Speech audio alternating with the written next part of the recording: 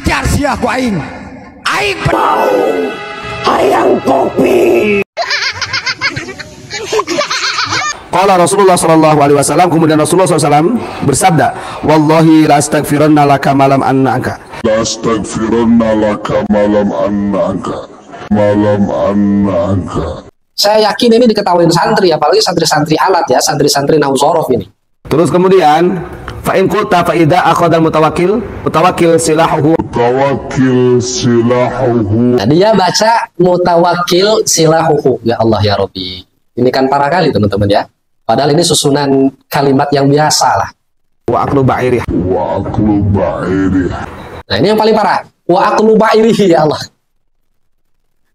Ini atofnya kemana Ubad?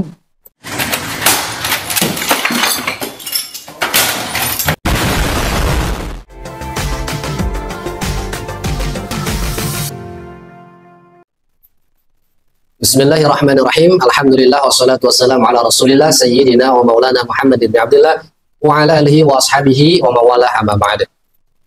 Teman-teman, Al-Fakir mengucapkan selamat Hari Raya Idul Adha 1445 Hijriah. Semoga kita bisa meneladani kesabaran dan keteguhan Nabiuna Ibrahim alaihissalam dan juga Nabiuna Ismail alaihissalam. Amin ya Allah ya Rabbal Alamin. Kemudian teman-teman, ini mohon maaf ya, setelannya ini bukan sok-sokan ya, karena memang Al-Fakir buat konten setelah sholat Idul Adha, jadi malas ganti baju. Langsung aja sekalian bikin konten ya.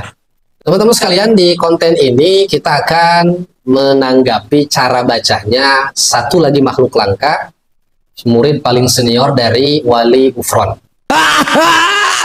yaitu si Ubad. celeng itu.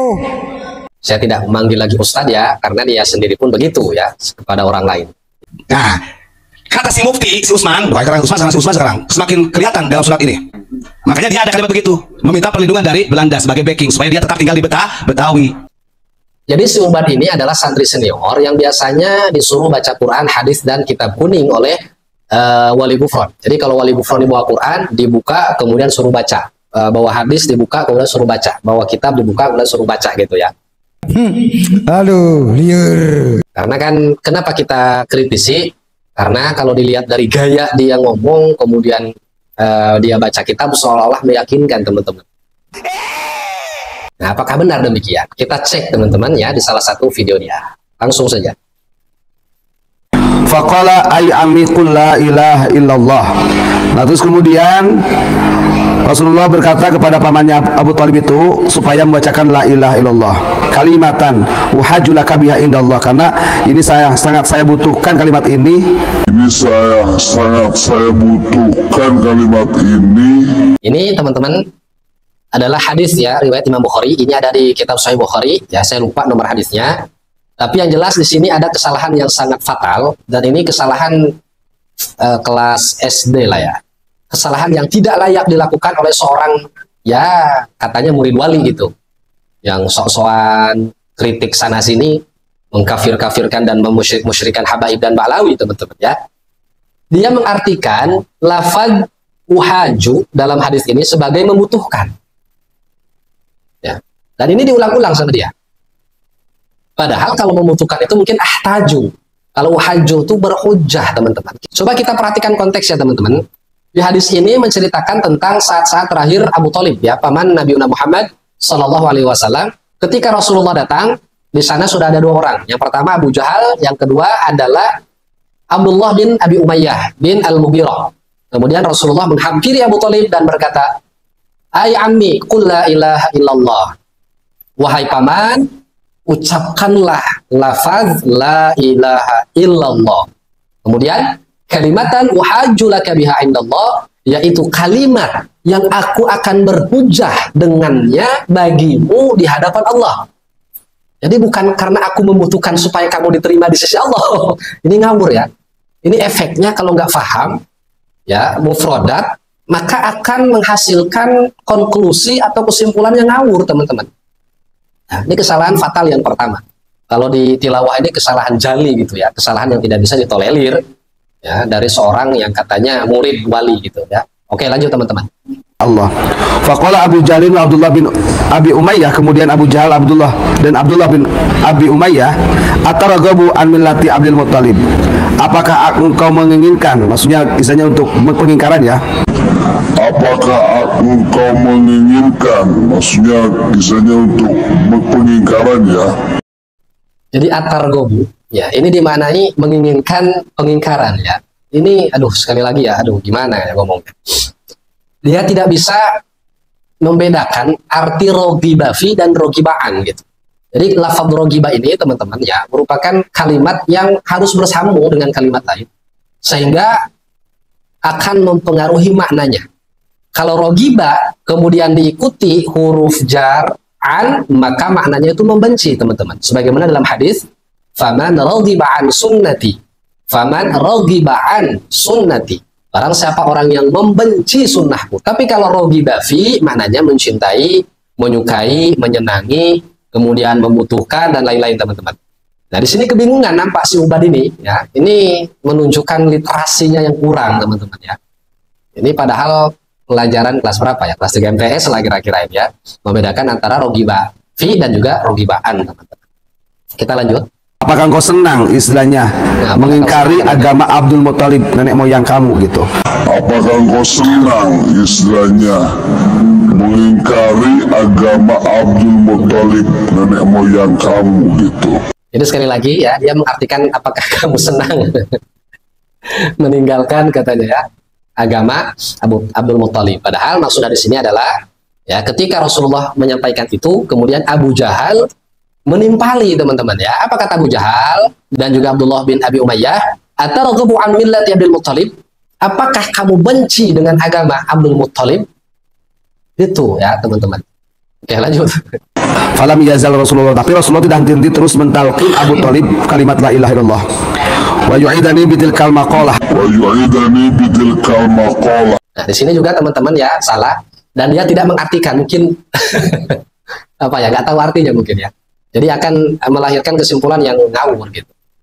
Wa yu'idanihi bitilkal maqalah. Kemudian mereka berdua wa yu'idani ya fil mudhari menunjukkan musanna yaitu Abu Jahal dan Abdullah bin Abi Umayyah. Terus mengulang-ulang itu. Atarghabu an millati Abdul Muttalib? Apakah kamu benci agama Abdul Muttalib? Nah, begitu teman-teman ya.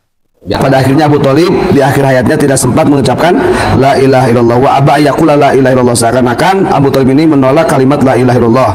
Qala Rasulullah sallallahu alaihi wasallam, kemudian Rasulullah SAW bersabda, wallahi la astaghfiranna laka malam annaka. La astaghfiranna laka malam annaka. Malam annaka.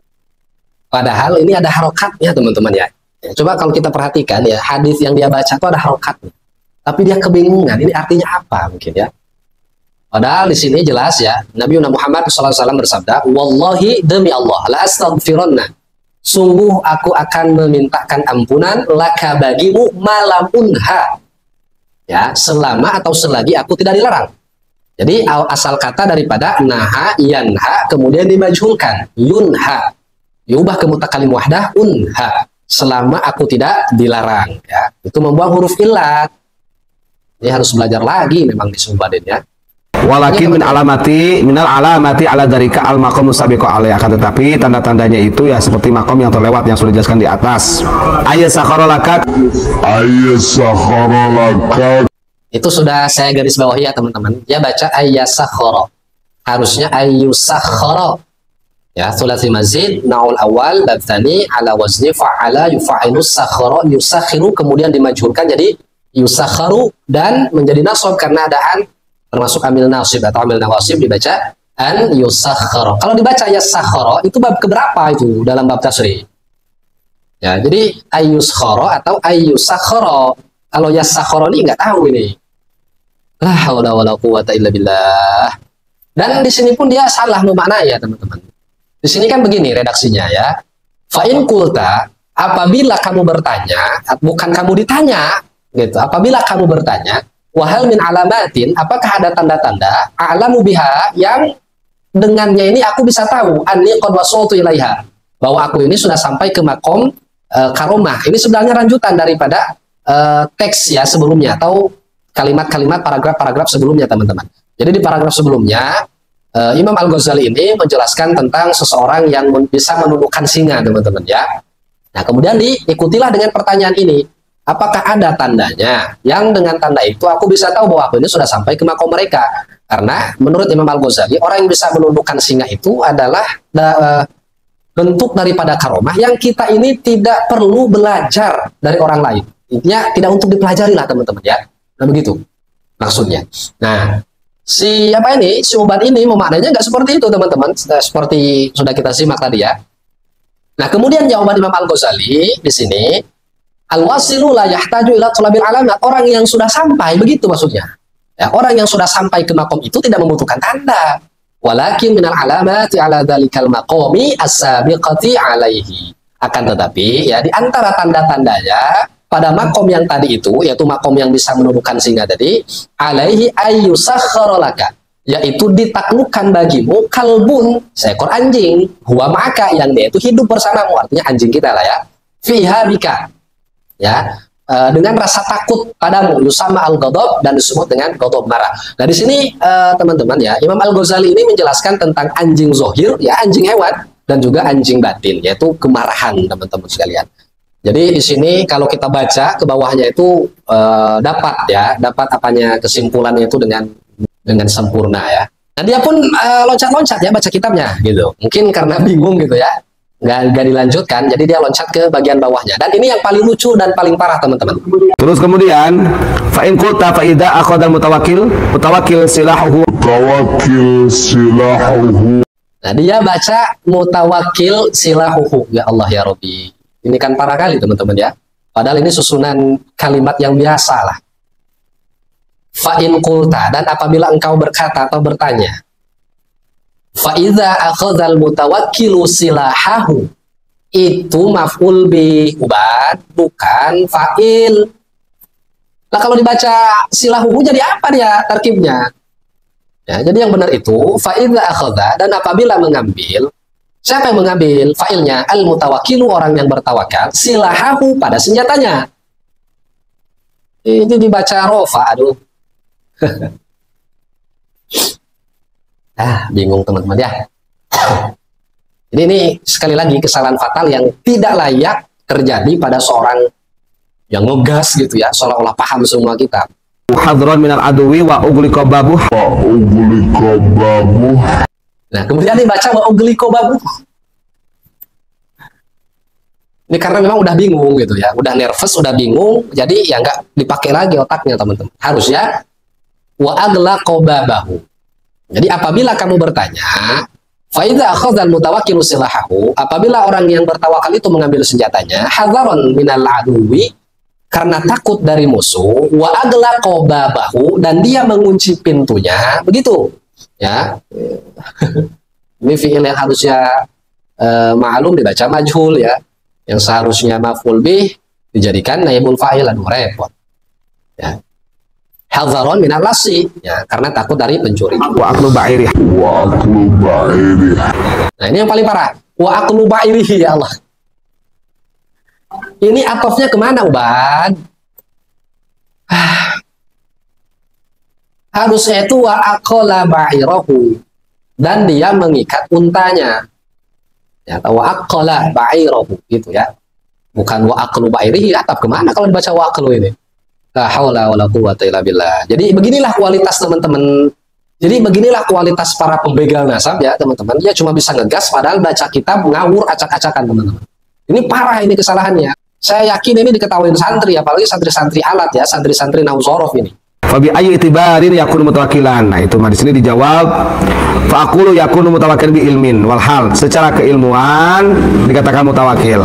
Tapi kalau secara hakikinya maka dia tidak termasuk kategori mutawakil karena masih takut lah intinya. Nah, teman-teman, karena baca kitabnya ngawur, akhirnya dia melahirkan kesimpulan yang ngawur. Inilah bahayanya, teman-teman. Ya, kalau ilmu setengah-setengah sepotong-sepotong itu nanggung itu susah. Maksud saya gini, ya jangan sok-sokan kita baca kitab tuh ya langsung langsung ditebak gitu. Tapi paling tidak kan kita mutolaah dulu, gitu ya. Nah, kesimpulannya sebenarnya teman-teman di sini ya bukan seperti apa yang disampaikan oleh si Ubad ini. Dia mengatakan bahwa orang yang mengunci pintunya karena takut maling kemudian mengambil senjatanya karena takut dengan musuh atau mau berperang, dan juga dia mengikat untanya, itu orang yang secara ilmu dia tawakal, tapi secara hal dia tidak tawakal. La haula, ini kesimpulan ngaco teman-teman ya. Coba dibaca sampai bawah gitu. Itu kita akan mendapati kesimpulan yang luar biasa. Jadi teman-teman, masalah tawakal kata Imam Al-Ghazali ini tidak terletak pada hukmul adah. Ada hukum kausalitas sebab akibat. Ya, jadi orang yang mengunci pintu di malam hari, yang mengikat untanya atau hewan ternaknya supaya tidak lepas dan dicuri, kemudian juga membawa senjata ketika perang, itu bisa disebut tawakal, tidak keluar dari definisi tawakal. Ya, jadi bukan dari perilakunya teman-teman, tapi dari hatinya. Kalau dia mengunci pintu dan meyakini bahwa mengunci pintu ini hanya sebagai asbab saja, membawa pedang atau membawa senjata ketika perang itu hanya asbab saja, mengikat unta itu hanya asbab saja, dan dia meyakini bahwa yang mentakdirkan itu adalah Allah Subhanahu wa Ta'ala, maka dia termasuk tawakal teman-teman. Ya, justru kalau kita perang nggak bawa senjata, bunuh diri namanya, tengah malam, rumah kita nggak dikunci, itu namanya ngasih maling. Unta, kita nggak ikat, kita biarkan lepas, itu namanya oon. Sebagaimana dalam hadis yang populer ya, seorang laki-laki datang kepada Rasulullah, kemudian ditanya oleh Rasulullah, kamu naik apa ke sini? Saya naik unta. Mana untamu? Aku biarkan di luar, aku bertawakal kepada Allah. Salah, ikat dulu untamu, baru bertawakal. Nah ini yang benar teman-teman. Maksimalkan ikhtiar, baru setelah itu kita serahkan kepada Allah Subhanahu wa Ta'ala. Nah, jadi kalau cara bacanya kayak gini, masihkah kita percaya dengan apa yang keluar dari mulutnya ini? Ya apalagi mulutnya ini, insya Allah ya, sangat berbisa sekali kepada ulama-ulama, kepada habaib, kepada Ba'lawi ini. Wallahu a'lam bishawab. Assalamualaikum warahmatullahi wabarakatuh.